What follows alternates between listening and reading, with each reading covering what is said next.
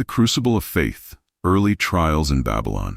The golden spires of Babylon pierced the evening sky as a group of young Jewish exiles trudged through the city's massive gates. Among them was Daniel, a noble youth from Jerusalem, his eyes reflecting both wisdom and sorrow beyond his years.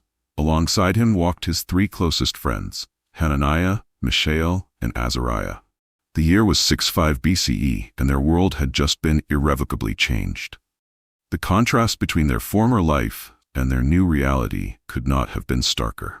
Jerusalem, with its modest stone buildings and reverent atmosphere, seemed a distant memory compared to the overwhelming grandeur of Babylon.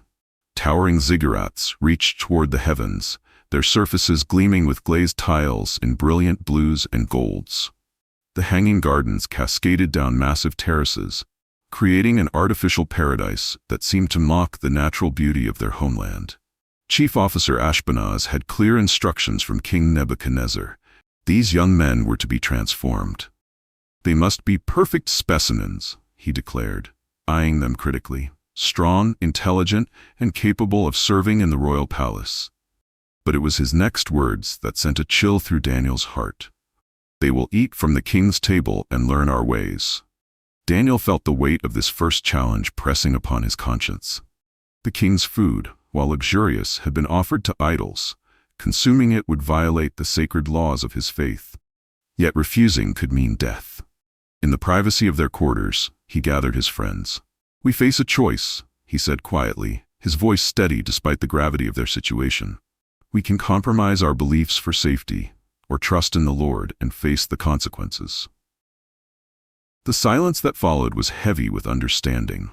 They had lost their homes, their families, even their names, but their faith was something they could still choose to preserve. What happened next demonstrated the delicate balance between wisdom and conviction. Rather than outright refusing the king's command, Daniel approached Ashpenaz with respect and proposed a test. "Give us just vegetables and water for 10 days, he suggested. "Then compare our appearance with the others who eat the royal food." The stakes were immense. If their health deteriorated, they would not only face punishment, but potentially discredit their God before the Babylonians.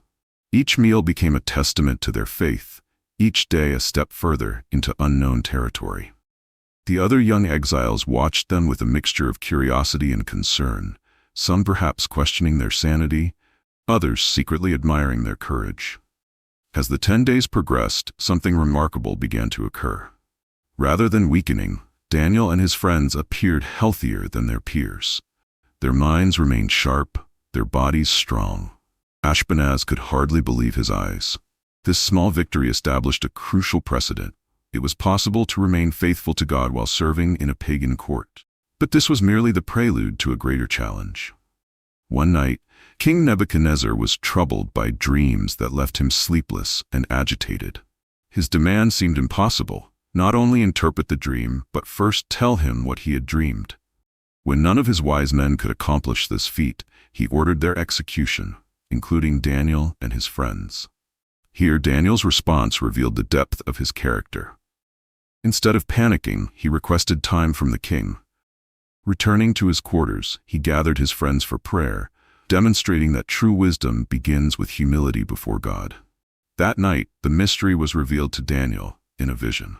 Standing before Nebuchadnezzar the next day, Daniel did something unprecedented. Rather than taking credit for his insight, he declared, "No wise man can reveal this mystery to the king, but there is a God in heaven who reveals mysteries." His interpretation of the dream, a great statue representing future kingdoms, not only saved the wise men's lives, but established God's sovereignty over all earthly powers. This series of early trials established patterns that would define Daniel's life. Unwavering faith paired with practical wisdom, bold conviction tempered by tactical discretion, and absolute loyalty to God expressed through excellent service to earthly authorities. His success in navigating these challenges would prepare him for even greater tests to come. The Babylonian court watched with growing amazement as these Jewish exiles not only survived but thrived in their midst. What they couldn't understand was that Daniel and his friends had discovered a profound truth. Real strength comes not from compromising with the world, but from remaining true to one's principles while engaging with it wisely. Yet even as Daniel rose in prominence, he never forgot the source of his wisdom. Each evening, he could be found praying toward Jerusalem, maintaining the connection with his God that had sustained him through every trial. His story was becoming a testament to a truth that would echo through generations. Faith tested is faith strengthened. Trial by fire. Ultimate tests of faith. The morning sun cast long shadows across Babylon's central plain as an enormous golden statue took shape against the horizon. Standing 90 feet tall, its gleaming surface reflected Nebuchadnezzar's growing megalomania. The king had ordered all officials to gather for its dedication, a ceremony that would test faith to its very limits. Among the assembled crowds, Shadrach, Meshach, and Abednego stood with quiet resolution. Their friend Daniel, away on royal business, had no idea his companions were about to face their greatest trial. The herald's voice boomed across the plain. When you hear the music, you must fall down and worship the golden image. The penalty for disobedience was clear: immediate death in a blazing furnace. The three friends exchanged glances, their silent communication born of years of shared trials. They had discussed this possibility in private, knowing their rising positions would eventually attract dangerous attention. Now, that moment had arrived. The first notes of Babylonian instruments filled the air, horns, flutes, and zithers creating a symphony of temptation. Around them, thousands prostrated themselves before the gleaming idol. The three Jews remained standing, their upright figures conspicuous in a sea of bowed bodies. Their defiance did not go unnoticed. Certain Chaldean officials, long jealous of these foreigners' success, seized their opportunity. "O king, live forever," they began with false concern. "These Jews you promoted show no regard for your decree."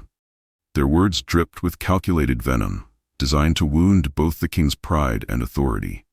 Nebuchadnezzar's rage was terrible to behold. When the three were brought before him, his face was contorted with fury. Yet he offered them one more chance, perhaps remembering their years of faithful service. "If you bow now, all will be forgiven. If not, who is the God who can deliver you from my hands?" Their response, delivered with quiet dignity, would echo through centuries. "O king, we do not need to defend ourselves in this matter. If we are thrown into the blazing furnace, our God is able to deliver us. But even if he does not, we want you to know that we will not serve your gods or worship the image." The furnace was heated 7 times hotter than usual, its flames so intense they killed the soldiers who threw the 3 men in. Yet from his throne, Nebuchadnezzar witnessed something extraordinary. "Did we not throw 3 men into the fire? But I see 4 men walking around in the flames, unbound and unharmed, and the 4th looks like a son of the gods." The story shifts years later to another test of faith, this time focusing on Daniel himself. Now serving under King Darius the Mede, Daniel's excellence had earned him consideration for the highest position in the kingdom. This prospect terrified his rivals, who could find no fault in his work to disqualify him. "If we cannot find any wrongdoing," they schemed, "we must create a situation where his faith becomes his crime." Their plan was cunning. Convince Darius to sign an irrevocable decree that for 30 days, anyone who prayed to any god or man except the king would face the lion's den. Daniel learned of the decree but remained unmoved. He continued his practice of praying 3 times daily beside his open window facing Jerusalem. His enemies found him exactly as they expected, on his knees in prayer. The trap had sprung. Darius, who had grown to value Daniel's counsel and character, was devastated when he realized his decree had been weaponized against his most trusted advisor. He spent the night fasting, unable to sleep, torn between his affection for Daniel and the immutable laws of the Medes and Persians. The scene at the lion's den the next morning was charged with tension. Darius rushed at first light, calling out hopefully, "Daniel, servant of the living God, has your God been able to rescue you from the lions?" Daniel's voice, calm and clear, emerged from the den. "My God sent his angel and shut the lions' mouths. When he was pulled from the den, not a scratch was found on him, because he had trusted in his God." These trials revealed a profound truth. Faith is not merely believing in God's ability to deliver, but remaining faithful even when deliverance seems impossible. The stories of the furnace and the lion's den demonstrated that true faith transcends self-preservation, reaching towards something far more precious than physical safety. The impact of these events rippled through the Babylonian and Persian empires. Two different kings, witnessing the power of unwavering faith, issued decrees acknowledging the sovereignty of the God of Israel. Yet perhaps more significantly, these stories would inspire countless others through the ages to stand firm in their own trials by fire. In both cases, the real miracle wasn't just the physical deliverance, but the unwavering conviction that preceded it. Whether facing furnace or lions, these men demonstrated that true courage isn't the absence of fear, but the determination to remain faithful despite it. Their legacy would become a testament to the power of faith tested and proven in the crucible of ultimate trial. Visions of destiny, prophecies, and divine revelations. In the first year of Belshazzar's reign, Daniel's role shifted from court advisor to prophetic visionary. As he lay on his bed one night, his mind was filled with images that would unveil the sweep of human history and the ultimate triumph of divine purpose. These visions, both terrifying and magnificent, would transform the elderly statesman into something more, a messenger of future hope and warning. The first vision came like a storm over a great sea. 4 winds churned the waters, and from their depths rose 4 distinct beasts, each more fearsome than the last. The first, like a lion with eagle's wings, spoke of nobility corrupted by pride. The second, a bear raised up on one side with 3 ribs in its mouth, represented raw, consuming power. The third emerged as a 4-headed leopard with 4 wings, suggesting swift conquest and divided authority. But it was the 4th beast that made Daniel's blood run cold. Terrifying and frightening and very powerful, he recorded, it had large iron teeth. It crushed and devoured its victims and trampled underfoot whatever was left. 10 horns crowned its head, and among them emerged a smaller horn with human-like eyes and a boasting mouth, a detail that would haunt interpreters for generations. As Daniel watched, transfixed, the scene shifted dramatically. Thrones were set in place, and the Ancient of Days took his seat. His clothing was white as snow, his hair like pure wool, his throne flaming with fire. Thousands upon thousands attended him. 10,000 times 10,000 stood before him. The court was seated, and books were opened. At this moment, the vision revealed something extraordinary. One like a son of man, coming with the clouds of heaven. This mysterious figure was led into the presence of the Ancient of Days and given authority, glory, and sovereign power. All peoples, nations, and men of every language worshipped him. His dominion would be everlasting, his kingdom indestructible. Later visions brought more specific revelations. Daniel saw a ram with 2 horns, one longer than the other, charging westward, northward, and southward. No animal could stand against it. But then from the west came a goat with a prominent horn between its eyes, moving so swiftly its feet hardly touched the ground. The goat shattered the ram's horns in a decisive victory, only to have its own great horn broken and replaced by 4 smaller ones. These symbolic visions were not mere political predictions. They revealed a pattern in human history, the rise and fall of empires, the corrupting nature of power, and the ultimate establishment of an eternal kingdom. But they also took a personal toll on Daniel. After each vision, he was physically exhausted, sometimes ill for days. The weight of future knowledge proved heavy to bear.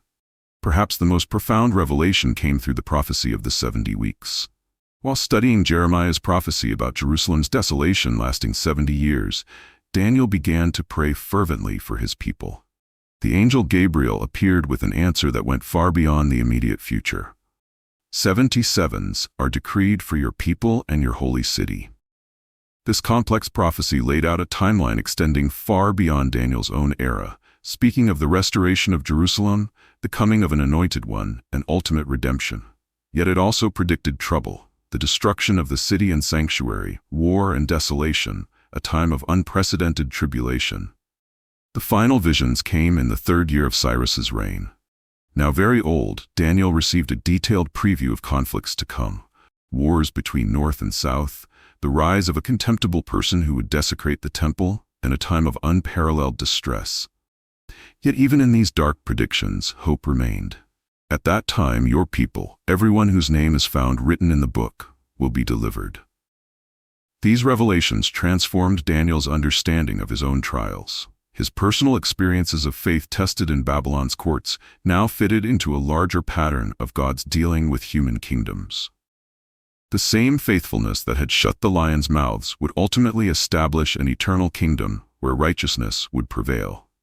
Each vision built upon the others, creating a tapestry of prophetic insight that spanned centuries. Yet they weren't given merely to satisfy curiosity about the future.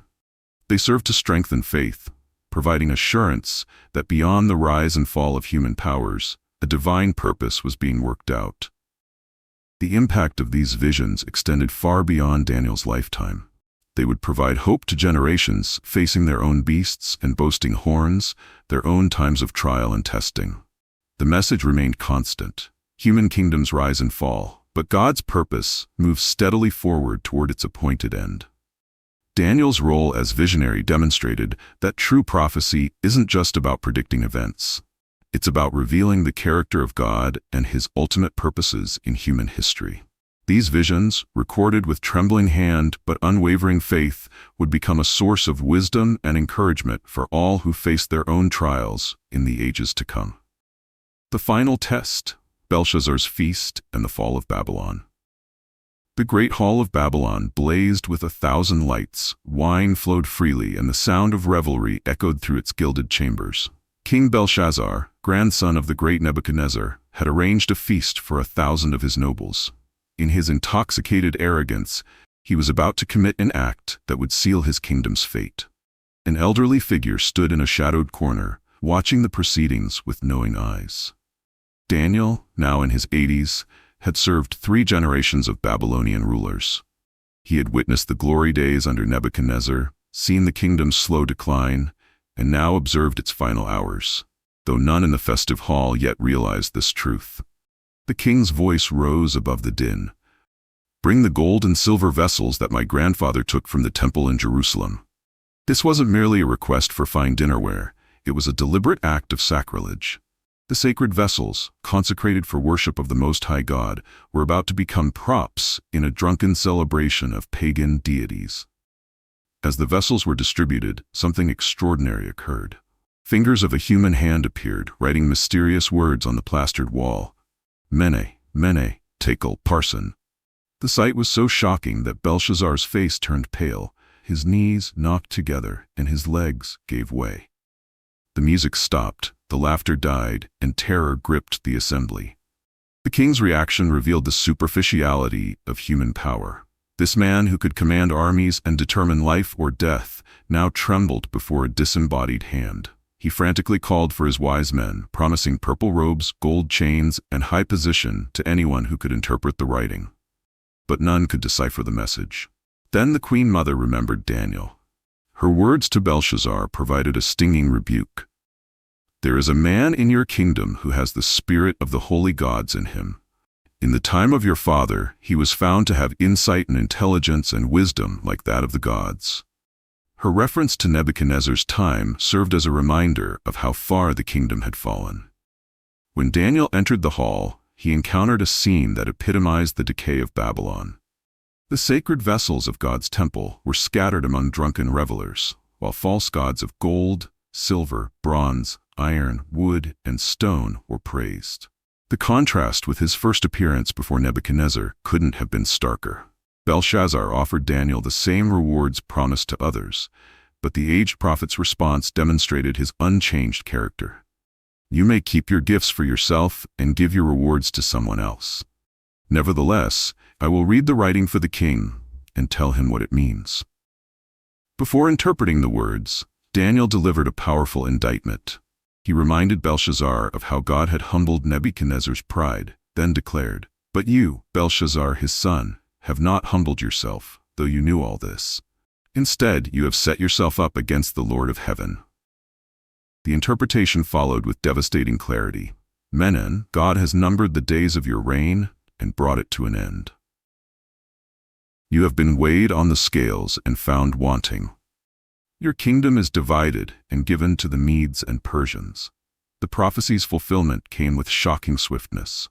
That very night, while the words still echoed in the great hall, Cyrus's armies diverted the Euphrates River and entered Babylon through the riverbed. Belshazzar was slain, and his kingdom passed to Darius the Mede. This dramatic episode served as more than just the account of Babylon's fall. It demonstrated the ultimate accountability of human power to divine authority. The sacred vessels, misused in drunken revelry, became symbols of how privilege brings responsibility, and how the misuse of holy things invites judgment. Daniel's role in this final act of Babylon's drama showed how true wisdom often comes through those who remain faithful over the long haul. His ability to read the writing on the wall came not just from divine gift but from decades of faithful service and careful observation of how God deals with human pride. The Feast of Belshazzar became a powerful metaphor for the sudden fall of human pride and the temporary nature of earthly power. It showed how quickly circumstances can change, how wisdom and folly often appear side by side, and how God's justice, though sometimes delayed, is ultimately certain. The episode also revealed the contrast between true and false authority. Belshazzar's power, based on force and fear, collapsed in a single night. Daniel's authority, grounded in wisdom and faithfulness, continued through multiple regimes and influences history, even today. This narrative provided a fitting climax to Daniel's public ministry. He had begun as a young exile interpreting dreams for Nebuchadnezzar. He concluded as an aged sage pronouncing judgment on Belshazzar. Through it all, his character remained consistent, unwavering in faith, uncompromising in truth, yet maintaining grace and wisdom in delivering even the hardest messages. Legacy of faith. Timeless lessons from Daniel's life. In the final years of his life, Daniel witnessed the fulfillment of many prophecies he had delivered. Now serving under Darius the Mede, he could look back on a lifetime that spanned the rise and fall of empires, yet remained anchored in unchanging truth. This story, far from being merely historical, offers profound insights for contemporary challenges. The first enduring lesson emerges from Daniel's early decision regarding the king's food. In today's world of constant compromise and ethical ambiguity, his example shows how to maintain integrity while functioning within systems that often oppose one's values. He demonstrated that conviction doesn't require confrontation. Wisdom can find creative solutions that honor both divine principles and human authority. Consider the modern parallel. A professional facing pressure to compromise ethical standards might learn from Daniel's approach. Rather than choosing between outright rebellion or quiet compliance, Daniel proposed an alternative that respected authority while preserving principle. This pattern of principled pragmatism offers a valuable model for contemporary ethical challenges. The trials of the fiery furnace and lion's den speak powerfully to modern tests of faith. Whether facing workplace discrimination, social pressure, or cultural hostility, these accounts remind us that standing firm in one's convictions may invite opposition, but often earns unexpected respect. The courage of Shadrach, Meshach, and Abednego resonates with anyone who has ever had to stand alone for their beliefs. Daniel's role as an advisor to foreign kings offers insights into effective cultural engagement.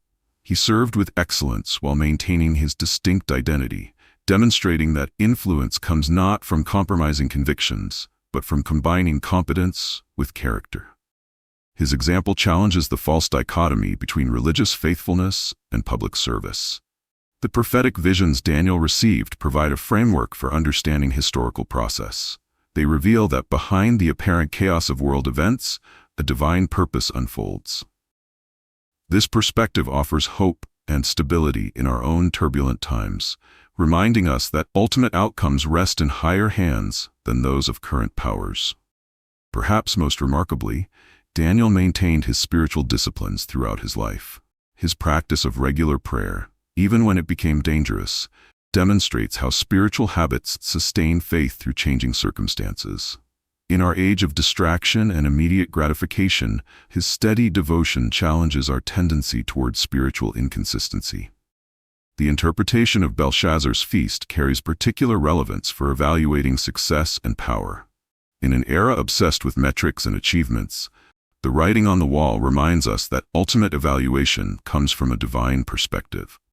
Weighted and found wanting remains a sobering possibility for any life or institution that ignores transcendent values. Daniel's personal development offers a model of lifelong growth. From a young exile to a senior statesman, he continued learning, serving, and trusting God. His example shows how maintaining faith through different life stages creates a legacy that impacts future generations. The consistency of his character through changing circumstances provides a template for sustainable spiritual life. The book's apocalyptic visions, while often focusing on future events, teach essential lessons about present faithfulness. They remind us that current choices have future consequences, that apparent defeats may serve larger purposes, and that ultimate justice is certain, even when delayed. These insights offer perspective for navigating contemporary challenges. Daniel's leadership style demonstrates the power of influence through integrity. He led not through force or manipulation, but through consistent character and demonstrated wisdom. This model of servant leadership, proven effective in ancient courts, remains relevant for modern organizational challenges. The multicultural context of Daniel's ministry speaks to our globalized world. He maintained his faith while engaging respectfully with different beliefs and customs, showing how to remain distinct without becoming isolated. His example offers guidance for believers navigating diverse cultural environments. The impact of Daniel's life extended far beyond his own time. His prophecies influenced Jewish expectations for centuries, his example inspired countless believers through history, and his practical wisdom continues to guide those seeking to live faithfully in challenging circumstances. Finally, Daniel's story reminds us that individual faithfulness can have far-reaching consequences. Through his consistent witness, pagan kings acknowledged the sovereignty of God, fellow exiles found courage to remain faithful, and future generations gained a model of principled living in complex times. In conclusion, Daniel's legacy transcends its historical context to speak powerfully to contemporary challenges. His life demonstrates that faithfulness to God and effective engagement with culture are not mutually exclusive. In an age seeking both spiritual authenticity and practical wisdom, Daniel's example continues to illuminate the path forward. The enduring relevance of his story lies not just in its historical significance or prophetic content, but in its practical demonstration of how to maintain faith and integrity while engaging effectively with surrounding culture. It remains a powerful testament to the possibility of being both spiritually faithful and culturally influential. In the twilight of life's journey, Daniel's story resonates with particular poignancy for those who have weathered their own storms of change and challenge. Like many of us in our mature years, Daniel faced the dismantling of everything familiar: his home, culture, and identity. Yet through decades of upheaval, he demonstrated that age can bring not just wisdom, but an ever-deepening strength of character. His journey speaks directly to our modern struggles. Many of us find ourselves navigating changing workplace cultures, evolving social values, or family dynamics that challenge our core beliefs. We may feel increasingly like strangers in a world that seems to drift further from our fundamental values. Daniel's example shows us that we need not choose between relevance and conviction. We can maintain our principles while engaging meaningfully with a changing world. Perhaps most encouragingly, Daniel's greatest influence came in his later years. His consistency through decades earned him a platform that youthful zeal alone could never have achieved. This offers hope to those who might feel that their most significant contributions lie in the past. Like Daniel, our accumulated wisdom and tested faith can provide stability and guidance in uncertain times. The story reminds us that true success isn't measured by worldly standards, but by faithfulness to our calling. Whether in professional life, family relationships, or community service, we can maintain integrity without isolation, conviction without confrontation. Daniel's life demonstrates that our greatest legacy may not be in grand achievements, but in the quiet influence of consistent character. In a world that often dismisses mature wisdom in favor of youthful innovation, Daniel's story affirms the vital role of seasoned faith and tested character. It reassures us that our experiences, even our struggles, can become a source of hope and guidance for future generations.